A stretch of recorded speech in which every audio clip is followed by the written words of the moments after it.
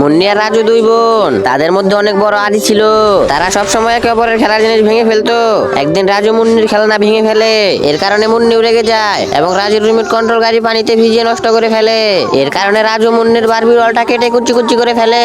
এতে মুন্নি অনেক খেপে যায় এবং রাজুর খেলার বল রং দিয়ে নষ্ট করে ফেলে। তাদের এই কাজের জন্য তাদের মা অনেক রেগে যায় এবং তাদের শাস্তি দিতে শুরু করে দেয়। তাদের শাস্তি হিসেবে ছিল মাথায় পানির বালতি নিয়ে 2 দিন দাঁড়িয়ে থাকা। এই শাস্তি দেওয়ার কারণে তারা ভালো হয়ে যায় এবং পরে থেকে আর ঝগড়া করে না। বন্ধুরা, তোমরা কখনো ভাই বোনের সাথে ঝগড়া করবে না। আর তাড়াতাড়ি সবাই চ্যানেলটাকে লাইক সাবস্ক্রাইব করে দাও।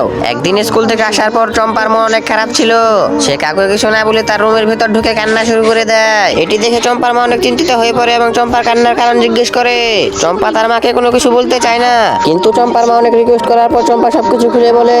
চম্পা তার মাকে বলে যে স্কুলের সব থেকে খারাপ বন্ধু তাকে মেরে তার পুতুল নিয়ে নিয়েছে। বন্ধুরা, তোমরা কখনো সহপাঠীদের সাথে ঝগড়া করবে না।